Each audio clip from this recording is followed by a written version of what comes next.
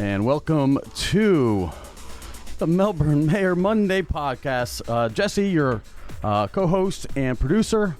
With me in the studio is, of course, our mayor, Paul Alfrey. How are you, Paul? Hey, I'm doing great. How are you, Jesse? Awesome times. Thanks so much for joining us. If you're a friend, go ahead and share this live stream. We are on Facebook. We try every Monday, and it's really easy to share. Just click that share button, whether it's to a group or just individuals, all of that really helps get the word out because we have a very fun message here tonight. We're excited to have also in the studio with us our guest. So why don't you introduce the guest and let's. Well, I'm very honored to have our Melbourne Mainstreet Executive Director, Kim Agee here. I think it's she's actually an amazing partner with the City of Melbourne, and Downtown Melbourne, it's doing big things now, and she's going to kind of talk about reimagining Downtown Melbourne and what we're doing to really make it a special place to take your families and go shopping, and really as we recover from COVID, to really make it like the centerpiece of one of our two downtowns. So without further ado, hello, Kim. Hey, good evening, everybody. Thanks for having me back. Of course. It's great to be here. It's always a pleasure to have you because this girl is honestly on top of it. I mean, you're putting on events, you're doing all kinds of things. The direction that we're seeing, even with the rebranding and everything that we're going to talk about, this girl's responsible for it. So, it's great to have you. She works very hard. Yeah. She works, late. I think what I really like about Kim is the fact I can reach out to her at 9 o'clock, 10 o'clock at night with things going on or issues, and Kim is available, and she's an amazing director. I will say our last director, I thought was going to be tough shoes to fill, and Kim's really filled those shoes, and they really kind of work partners now together, you and Jaron. Yeah. She left a great legacy. Yeah, she did, and now it's almost like we can get one more. You'd have Charlie's Angels. It could be Charlie, yeah. You could be Charlie, Mayor. We just need a blonde. We need a blonde. Where can we find a blonde? Yeah. So if you would. I know. Like Florida Today, they just did an article. They did it on. It says, Mayor, Downtown Melbourne may see 6 or 7 more projects like Hotel Melby and Highline, and that kind of spurned from the event that you had last week about reimagining Downtown Melbourne. So if you would kind of go into what that was. Yeah. So we had an event really. Invited our stakeholders, which are really the property owners and the business owners in downtown Melbourne, our partners, people that have been sponsoring us for our events, and other people that are just really invested in seeing what happens in downtown Melbourne. Our city partners, obviously, the police were there giving an update on all their activities and how to keep everybody safe, and city and the mayor was able to speak, and so that was amazing. And I've had a lot of feedback about your comments and how committed you are to downtown Melbourne, so I want to thank you on behalf of all the business and property owners down there. But we have big dreams for downtown Melbourne. For me, it's a little personal. I was raised in downtown Melbourne. My family's had business interests down there since the early 1960s, and I'm part of the founding families of Melbourne, and so I love downtown Melbourne. And this job is sort of how this all happened is kind of weird and unexpected, but I love it, and it kind of brings all my skills, forward. So we think that it's time to reimagine some things. We know that there's a lot of activity coming in on the commercial side. There's actually over 14 commercial properties for sale right now in downtown Melbourne. Wow. All but 2 are over $1 million, some up in the upper millions, and we know that there's growth coming, but we want to make sure that we are front and center to make sure that fits within our marketplace and within our community, and that it's serving the needs of our constituents, which are all of our citizens and visitors that want to come to downtown Melbourne. And we were talking a little bit earlier, and I told you, my daughter came from Vero. Lives down in Vero, and she's turning 18, and she brought her friends down, and they were just like blown away.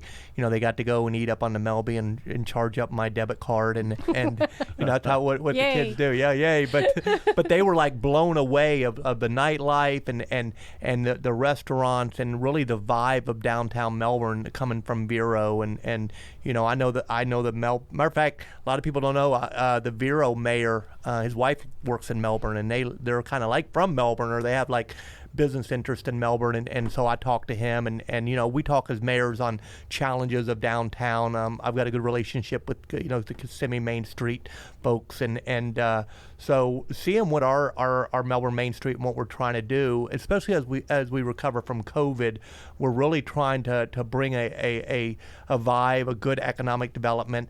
I will say, and I'll ask you, Kim, too. You hear some people say, "Well, I don't want to see the growth. I want downtown Melbourne the way it was in the 1960s." Well, is that plausible? What do you think of that? So I think the growth is coming. I mean, it's coming in a lot of downtowns across the country. And we just have to be right there with them, making sure that it fits. Mm-hmm. And I think, we've had some really good projects. The Highline and Hotel Melby were game changers from an economic development perspective, and also from just building our community. I mean, you have a lot more people in downtown, and I love the residential growth. I love what North American Properties is going to do mm-hmm. at the site of the former Orange Court Apartments there on Melbourne Court and Melbourne Ave.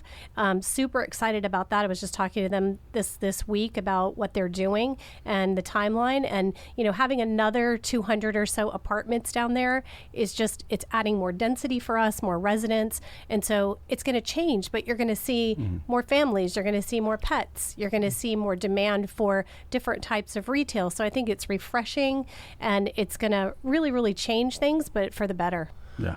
Well, and if you were to look at when that U-Haul report came out, we're like fourth in the nation for people moving here. It's really, you could easily argue, I don't know if it's the policies or it's the high taxes or maybe people are trying to get away from the cold weather, but people are moving here and they're picking our area and it does we do struggle with infrastructure. There's constantly things going on and affordable housing and all, it's all in a mix. But, you can't take away from the residents that want a good place to go, our downtown, because, your downtown is going to be amazing or it's going to be, dead, and you have to choose what you want. And you have a lot of people down there that feed their families. They have businesses.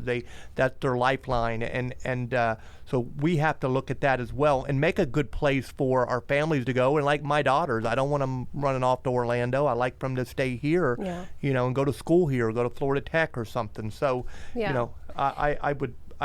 that's where I stand on that. Yeah, it's interesting. We've done some market analysis, and I was hoping to get a particular demographic because it's a lot easier to market to a particular demographic. But we have from 18 to about 82 is our demographic, and so we have to make sure that we're serving all of those constituencies, right? And you can see downtown Melbourne change about 10 o'clock at night, and it's more active, it's younger, it's more the music and the bar scenes and that kind of thing. But all day you can see all kinds, and we're seeing so many more families coming down, and we just need to make sure that there's an environment for everyone.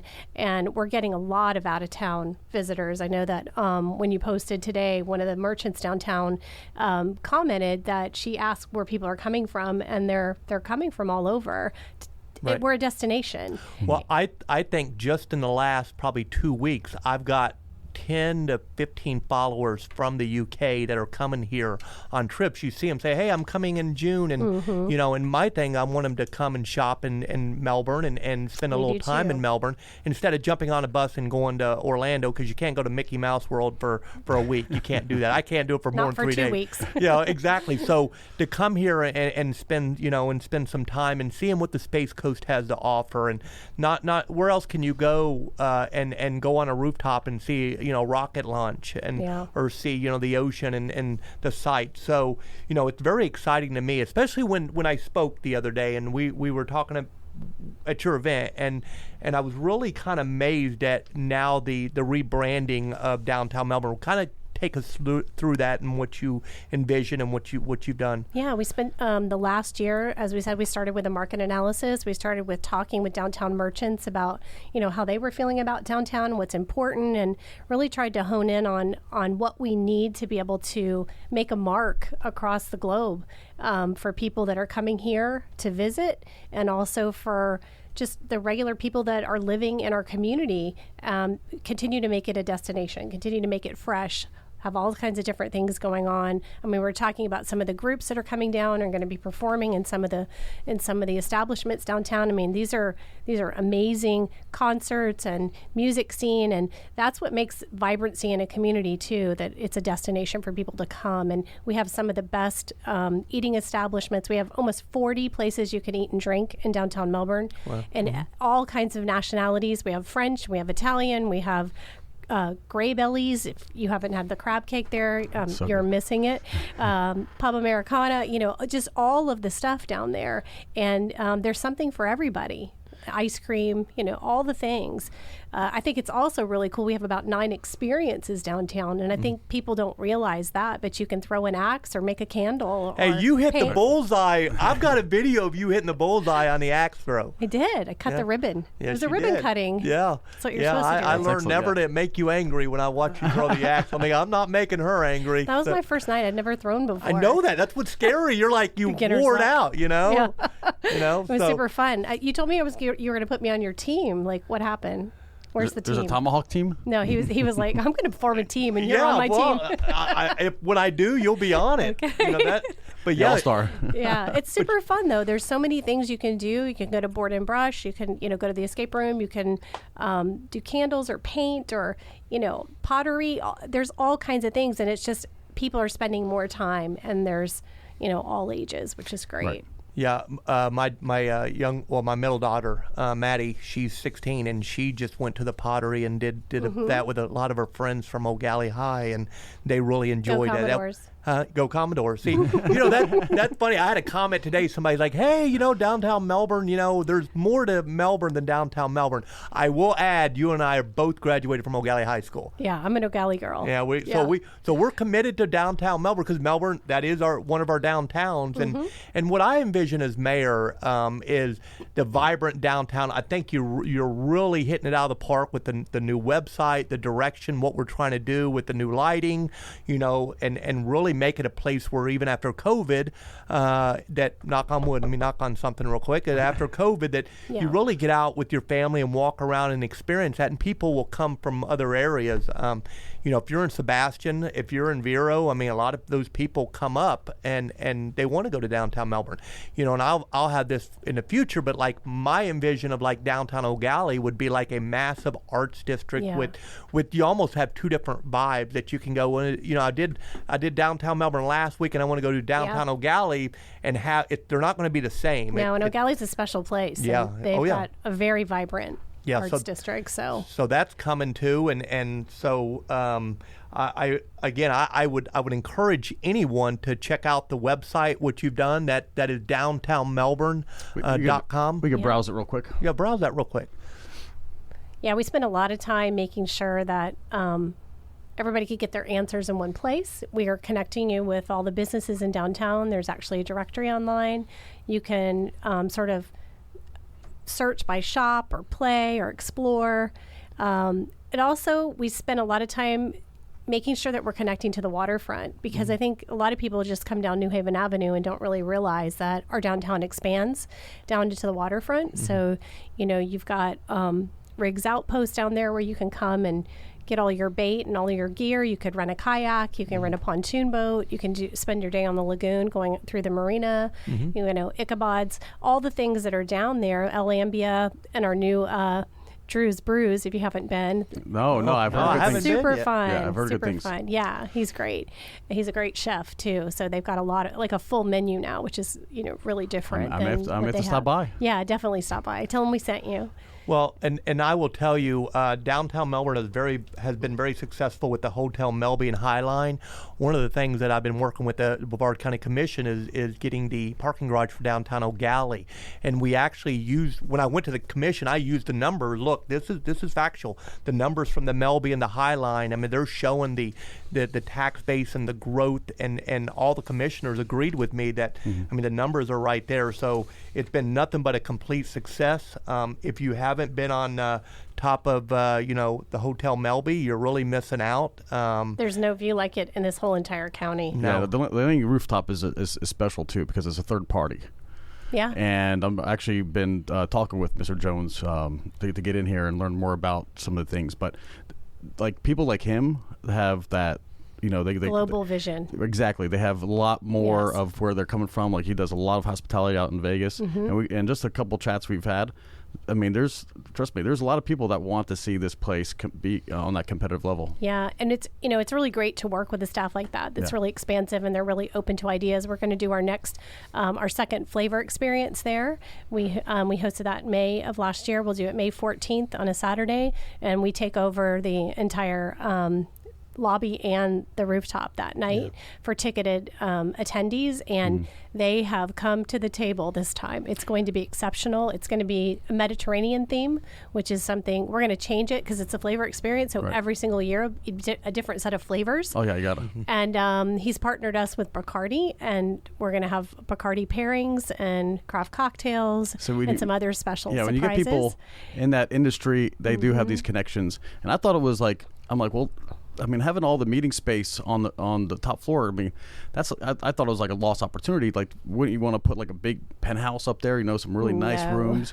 But no, it works because I've been to a couple functions, and they open the doors right out to the patio, so so you share a patio space with the rest of the diners and everybody hanging out at the bar. So it just becomes real expansive. So you could have your private function and then just open it up, and everybody could just eat and dine, and we'll have the entire rooftop. So. Oh. Well, that's full of inside, outside, all of it. I better get tickets early. Yeah, I didn't get we sold out. We sold out. I didn't even get tickets last year. They were sold out. Yeah, we sold out probably 3 or 4 weeks in advance. They're on sale now. Oh, they are? Okay. Yeah. We have to get them because when they sold out, I called Kim. I'm like, hey, can I get tickets? And she's like, who's this? And I'm like, Mayor Alfred. She goes, who? And she hung up on me. So that's funny. Yeah, that's exactly how that I couldn't get tickets last time. And I will tell you though, the wine festival that you put on. Downtown Melbourne Food and Wine Festival in November. Wow. I mean, I that was an incredible event. I mean, I will tell you, being there, and had my daughters down there. It was an amazing event. That was off the chain. Yeah. That was off the. We elevated it this year. Yeah. We had Derek and the Slammers, and they were a huge hit. And we had dueling pianos, and Christopher Maslow, artist, he was doing a live demonstration that night, and it was great to have you on stage announcing the winners of the best bite and the best drink. Yes. I'll tell you, I think that Food and Wine Festival is probably one of the hardest things I've done in my career because of the outfall of the supply chain issues. Restaurants, they are still really struggling to have short staff. We lost about 5 the week before because they couldn't find people. They couldn't keep their restaurants open and be at Food and Wine. Right. Like Shaquan always. They always shut down for the night, but that's a big loss. And Mama for Kwan them. always wins. No, that's their first time. That's their first time that they've won. Yeah. But yeah, she's amazing, and we were really happy that she won. But I think that just seeing that restaurant industry continue to thrive and get back on their feet, and people get back to work and want to get back into that service industry is really important, not only to downtown, but just our entire community. And it's really just our place to showcase that whole entire hospitality platform and all those businesses that are so great, and people get to taste all the different tastes and just really understand what's happening in our county. And there's some really talented chefs in our community, and it's just a really cool event. 100%. Gastropalooza was Thursday. Saw that. That was fun. Yeah, that looked amazing. Live competition. Oh yeah, True Phonic on a stage. A lot of fun. Way to go to Chris and 28 North. Yep. I mean, great people. Yes. So he knows how to do it. He started in downtown Melbourne. I don't know if you know that. The first pizza gallery was in the base of the 1900 building. Yeah, that was a while ago. You see it there all the time. Yeah, we even have a rocker that lived down there that become famous because of downtown Melbourne, right? Yeah, you could buy his house that he lived in for 3 months for $2.5 million. Wow, that's crazy. Yeah. Did it sell? No, not yet. It's listed. I know, but for like 1,200 square. Yeah. No, it's actually bigger than that when you look at it. No, it's like $1,200 per square foot. Oh yeah, 12. Yeah. Like the rest of the counties But at you're like gonna sell average it, right? of like. Oh yeah. Yeah. Well, so someone in my office did. So, it's listed, but it's going to be tough to appraise. Yeah. Unless it's like, and again, I don't want to get too off course, but this is happening in downtown Melbourne. Yeah. And, if somebody like a benefactor were to take that, pay whatever amount, and then turn it into a museum or something, and then maybe that would make sense. But that may have to be something approach the planning and zoning board, because I'm not sure it's probably zoned residential, not, mixed use or commercial retail. Yeah. So you have to, do some juggling. But I think in this environment, anything could happen. Yeah. So whether it's Jim Morrison's home or any of these commercial lots, I still like to see something happen across from Helen Blazes. Maybe you guys have some insight. There's some play in that right now too. Yeah. From what I understand, there's a contract on that parcel. Oh, so, okay. And I believe that it'll be residential. Ah, okay. All the way down to Crane Creek. They own that all the way down to Melbourne Avenue, overlooking the Manatee Viewing Park. So it could be quite the spot. I've seen the plans on that. I bet you have. Well, I heard it was a boutique hotel, and then that kind of goes off and on the table. I think there's some new owners coming in. So. I tell you right now, what I've seen, the plans on that, I was like, wow. I want to buy one. I mean, it's really. I'm talking about, it'll be the place to live. Yes, you absolutely. go up a little bit, you go south on Melbourne Avenue at the base of Vernon, and there's going to be some really high-end townhomes there, about 1.3 million, four-story with pools on the top deck, and right on the creek there'll be access for boats and a dock, and we're seeing some. The residential is going to continue to drive the market in downtown Melbourne, and it's exciting what's happening. Yeah, no, trust me. It's going to be a very different kind of clientele. Yeah. And, our challenge to the business owners in downtown Melbourne is to really start to rethink your business and what you're offering, because I think the kind of shoppers that you've had before are not going to be the same shoppers that you're going to see a year, 2 years, 3 years down the line. We're trying to reimagine downtown. What does it look like? Does it look like just a lot more pedestrians, less parking spaces, maybe? I think it looks like wider sidewalks, more lighting, more beautification efforts. Okay. And that's coming with the boxes, the planter boxes, the low impact development that I'm really wanting to push in the city. Sure. And, like Pineapple Avenue with more, instead of forcing the water down into the lagoon, you've got planter boxes to recover the water, and it goes down to the earth. So I see that happening. You just mentioned parking. Parking's been an issue. I know you've Constant. Well, one thing that I am working on with some of the developers that are coming in when they build that, when they build their buildings, that there is parking. What I see is 4 or 5 different parking lots that you can park. There's maybe 2 floors here, 2 floors there. Yeah. Instead of just one central parking spot. Like a lot of people, we had this discussion. A lot of people they come from out of town. They're not aware that the City of Melbourne parking garage is free parking. It's definitely underutilized, and we push that a lot. And I mean, we've counted the spots downtown. There's about 750 places to park, but you may have to walk a little bit. But I mean, if you go to any downtown, you're walking a few blocks. And the parking garage, it's 400 steps from the base of the parking garage to down Municipal to New Haven Avenue, and put you straight in the heart of the core. Right. And so it's not that far. It's just perception. And I know we're talking about getting some signage on there that really starts to market it a little bit better. The city staff's come forward with some plans for that, which I'm super excited about. I think that's going to be because people just don't, they think it's for the city workers city at garage, city halls. And so, except my parking spot, because every time I go, it's like somebody's in it. Oh yeah. I've issued like 200. They don't know who they're dealing with. I've issued like 200 business cards. So that it is what it is. Yeah. Well, they're trying to get your attention, apparently. They are. They're doing a great People job. are very industrious about their parking in downtown Melbourne. But you've got the lot off Melbourne Ave that's behind the High Line and the Henniger Center that has a ton of spots. It's very underutilized, and it's right there. I mean, you pop out, you're at Mainstreet Pub, you're at Ember and Oak, you're at LaCrape, all the things. And so there's like all kinds of things to do in that area too. I'm super excited about what's happening in the Central District down there by Sun Shop and Grey Bellies. And there is somebody new that's coming in, taking over the spot that was supposed to be Katina. The Greek place that never... Alligator Reef. Oh. Nice. And I spoke to them. They were at the Reimagine event, and they are beyond excited, and they are going to do all kinds of great things. And I already told her I want to do something special on her front lawn like that, because it's such a gathering place. It is cool. Which we don't have a lot of those public gathering places, and I think connecting that Central District is going to be really important for the future. Well, and as you talk about that, over the years you saw once you go south across the bridge, that kind of looked like a sketchy part of town. Not like downtown Melbourne, but you see the emergence of that. When you go down all the buildings now, you see Codeworks and you see the color, and I think it's kind of the downtown Melbourne kind of expanding out. It looks great. I'm really impressed that what's happening there. Yeah, there's a lot of people investing a lot of time, and they have some really cool ideas about what they can do down there. And I think, that's the neatest thing about it. You can come down, and not everybody has to agree on where you're going to go, but you'll end up doing all kinds of things. And so it's just a super fun night. Well, and that's where, the Tomahawk that they're going in at O'Galley and That's US 1. exciting. And that's going to be a game changer for O'Galley. That's a game changer for O'Galley. And where do they spurn?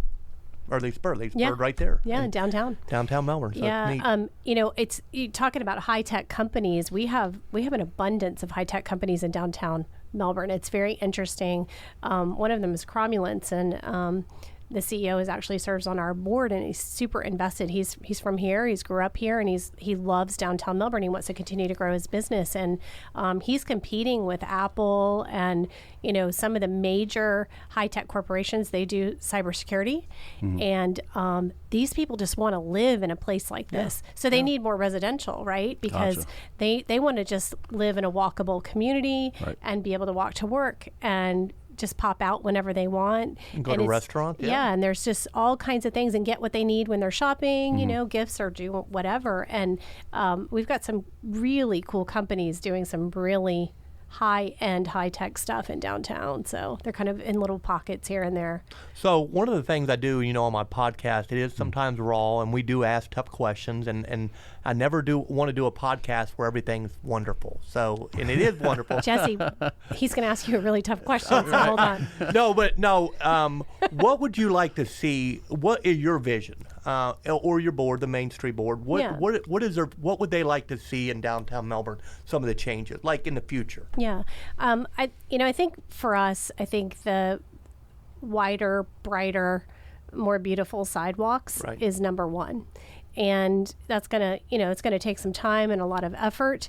And but I think it's really what makes a downtown a downtown. I mean, when you go to Winter Park or different places like that, you want to eat outside. I mean, we have incredible weather almost all the time, and that's what creates a real sense of vibrancy in your downtown, when people can just stop and have a snack or have dinner and be outside and see their friends walking by and that kind of stuff. And I think we definitely can get there. I think the other thing that we're lacking is community space.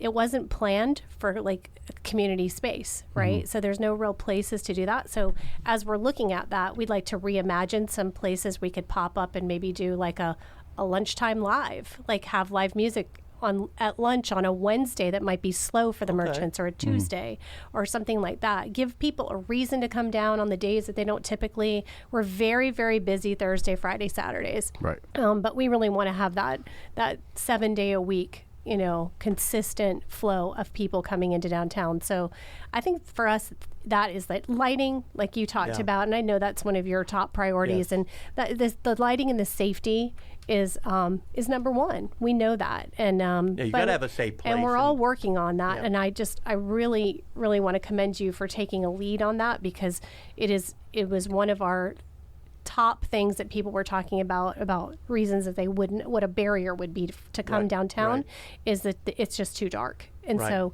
we've got to do something about it. We've got beautiful trees and all that kind of stuff that all play into it. So we have to balance the nature with the illumination. But I think there's a lot of solutions that we can do to get there together.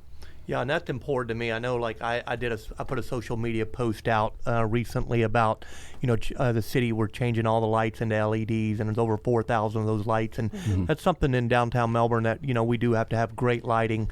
One of the things I like the downtown Melbourne that you do is, and that we all do, is we put the veteran banners up, and you can walk downtown Melbourne and see all the veteran banners of family members and stuff in downtown Melbourne. That's really, to me, it's very impressive.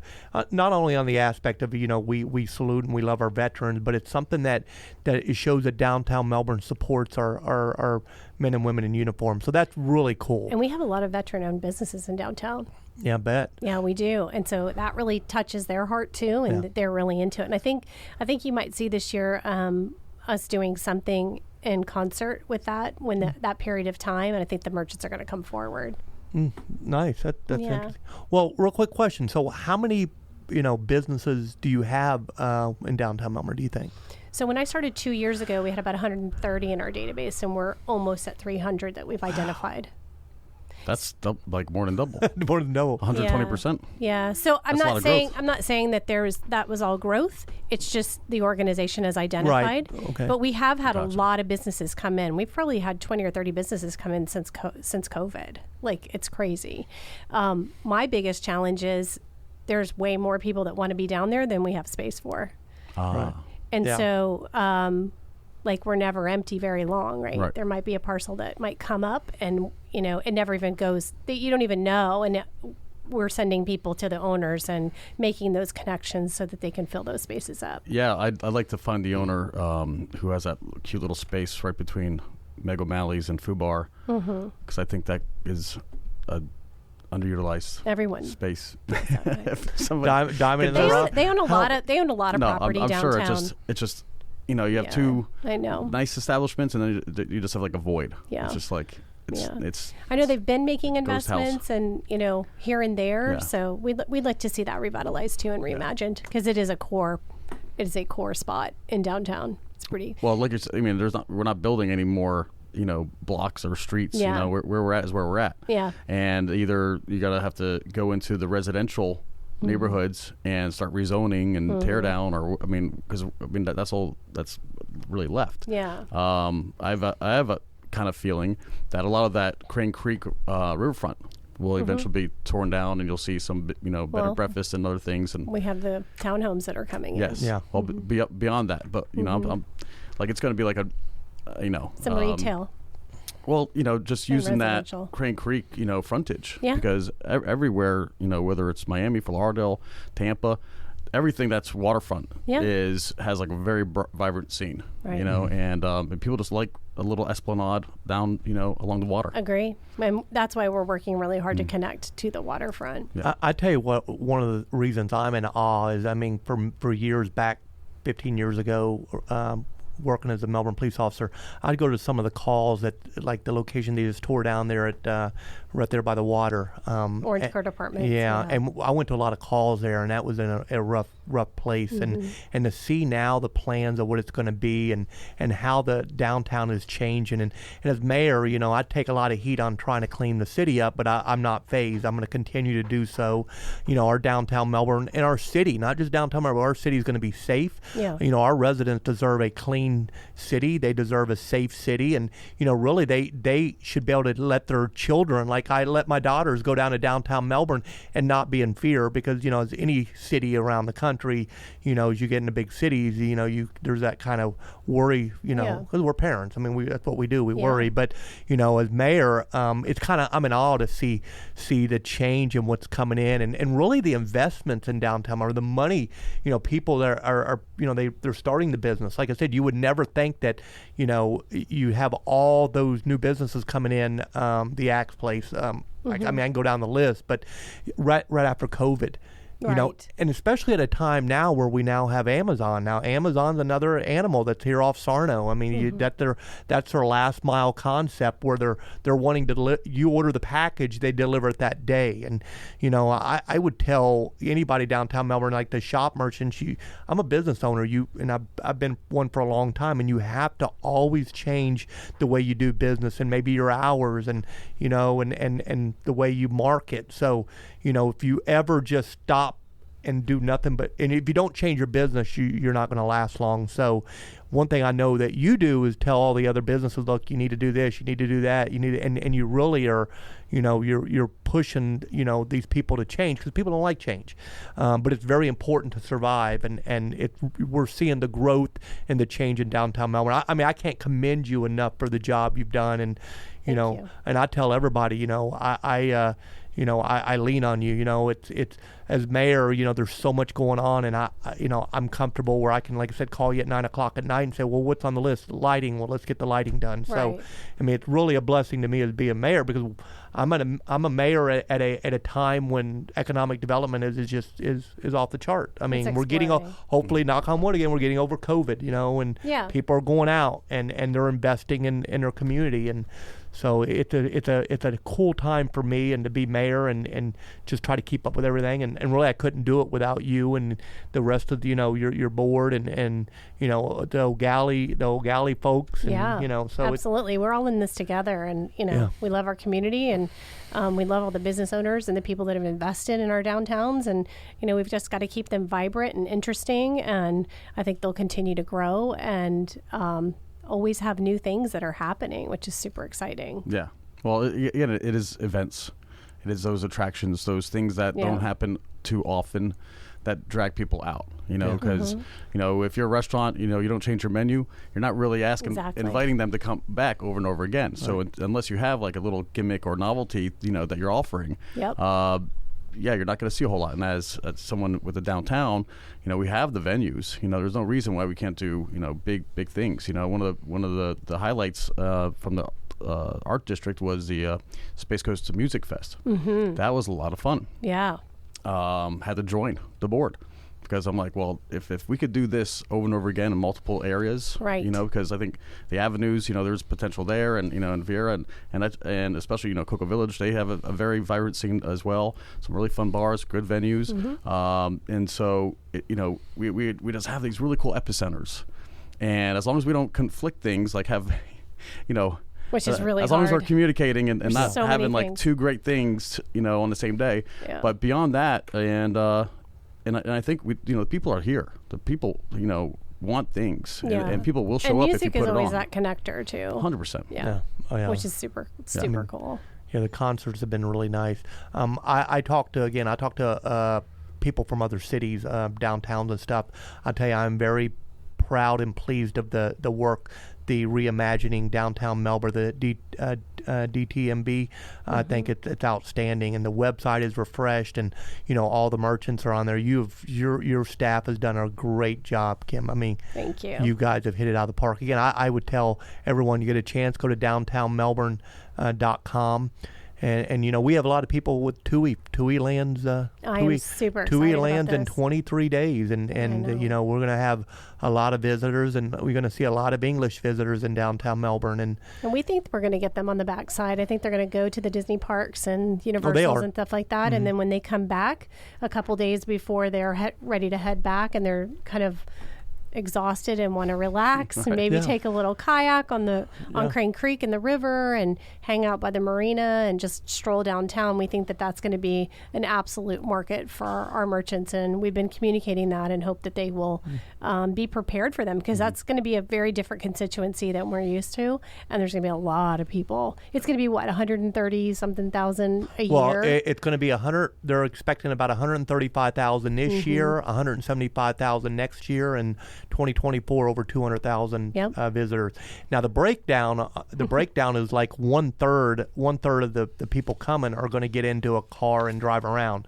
One third has got everything booked. That they're I'm going here, and then so the breakdown is pretty impressive. The TUI officials, when we had our meeting, had everything broken down, and they are, I guess, what the largest in the over in Europe. Tour operator, yeah. Yeah, it's pretty impressive. I mean, I was just shocked and blown away at all the planes and hotels they have.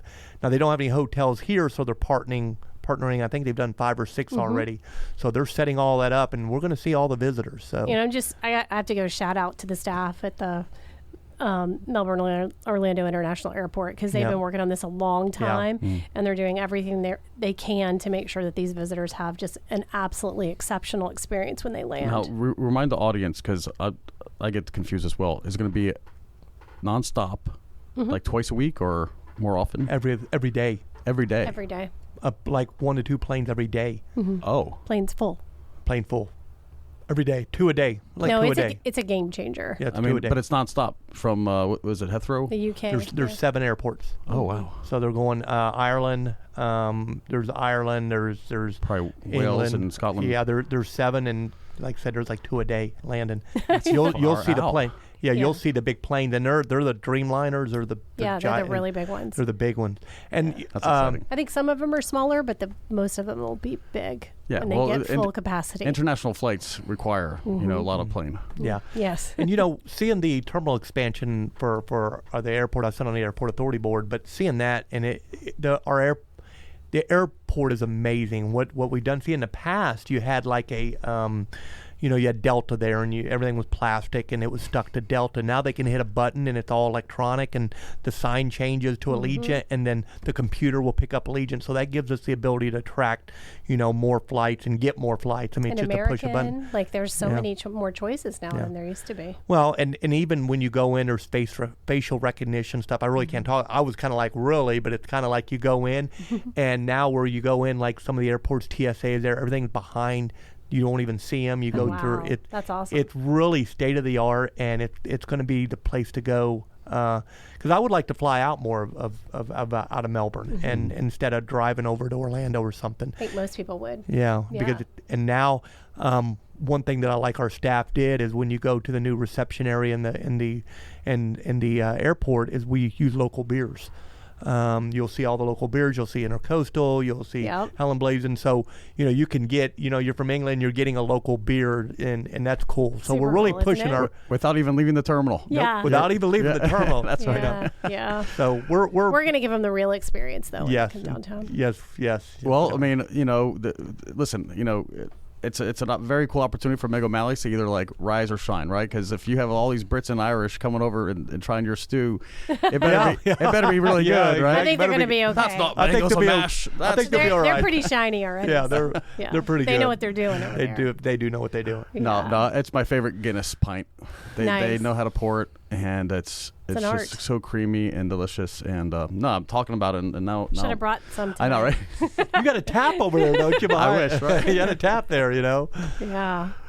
Well, this has been intriguing. We have any other thoughts or any events you want to plug, Kim? Yeah, we have our Botanical Fest coming up this Saturday, and it'll be at the 1900 building, which is right on US 1 at the corner of New Haven and Strawbridge. It expands that area. It is awesome. We have 40 vendors, everything about your garden, planting, citrus trees, everything you can imagine. And it opens at 8 and goes till 4.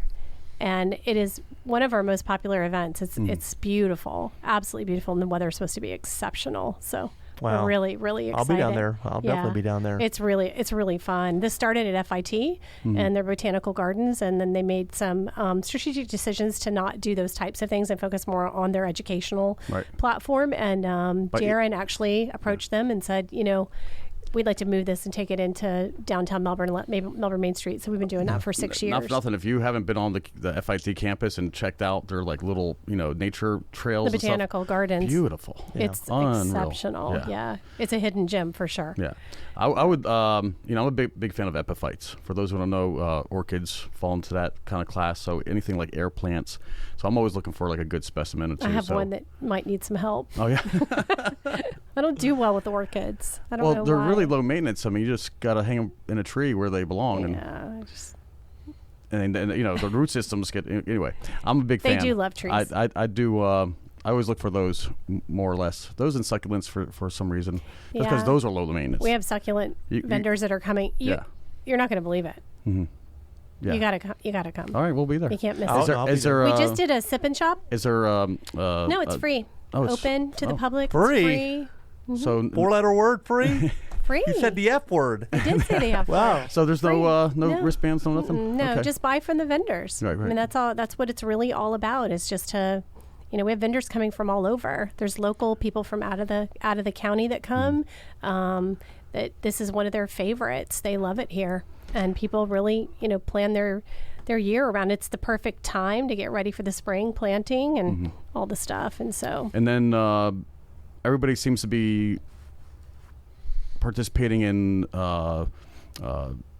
St. Patty's themed parties the weekend before, right? Because the 17th is a Thursday. I think you can click on it here. So So yours, click on that. They've got 3 different things going on. They've got the festival, they have the run, and the parade. So there's 3 big things going on the 12th. And then Meg O'Malley's will be open on St. Patrick's Day, of course. So if you can get in there, you'll have a really good time. But you can go a week before and really have a good time in the streets. It's going to be really exciting. So they're closing, and that's a ticketed, banded event, right? Or no? I don't know. Oh.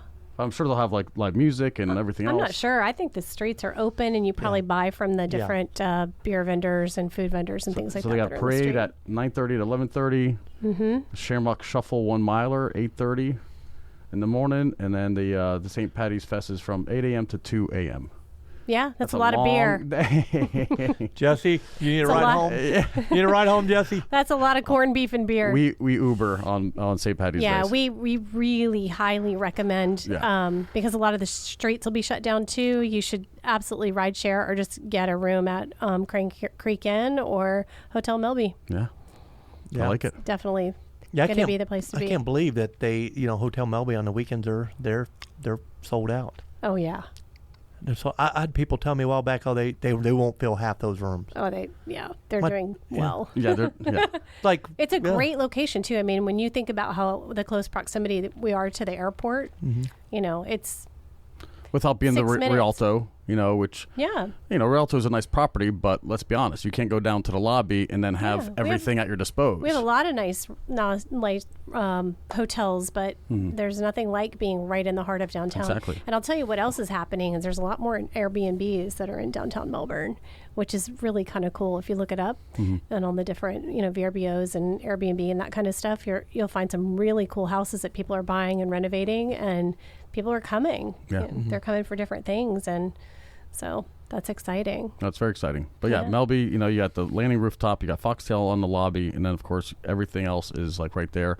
The new county line is right there. Right adjacent. It's I think the closest bar besides the landing on the roof to Melby, and it's right there. And they're gonna have big acts coming up. They have a really cool dance floor, good bartenders hung out there. It's a lot of fun, and the stage is crazy fun. Yeah, it's like right we have behind the Hurricane bar. Creek right there Hurricane on Creek Vernon too. and New Haven, and Randy does a great job there too. They bring in some really good. They do the free New Year's concert and all that kind of stuff. So they're just all great community partners, and just a lot going on in downtown. And something for everybody for sure. It's what I call the country corridor. Yes. You can walk down an alley from Hurricane Creek to and they're really not competing against each other. 'Cause when you go down there, there's so many people that come down there that they're all full. So people will normally go somewhere for an hour, then they'll go somewhere else for another hour, and you can just hop. And I see a lot of the younger people, especially seeing them coming from other cities and Vero and Sebastian. They come down, and it's like a hey, we're going to walk around all night and check things out. So. Yeah. And Jesse, you were talking before you're going to Iron Oak Post to see who? Yes, tomorrow night. For anybody listening, Reverend Horton Heat is going to be there, and awesome. I haven't seen him in many, many years, so it's going to be a fun reunion, and probably go to Mr. 01 for a little snack have before. Some pizza? Yeah, it's marvelous pizza. Or Drew's Brews, which is right behind Iron Oak. Drew's Brews, I know it's right there. You gotta try it. That may be like a post-concert, kind of idea. thing. Well, we'll see if he's open on a Tuesday night that late. But regardless, even on a Tuesday in Melbourne, like this isn't the Melbourne not boring. Yeah, when I grew up, there's nothing boring about downtown Melbourne. No, it's not. It's changed completely in the last 25 years since I've been in town. Yeah. So it's quite fun. But I've been coming, to the downtown area, worked downtown at a few establishments.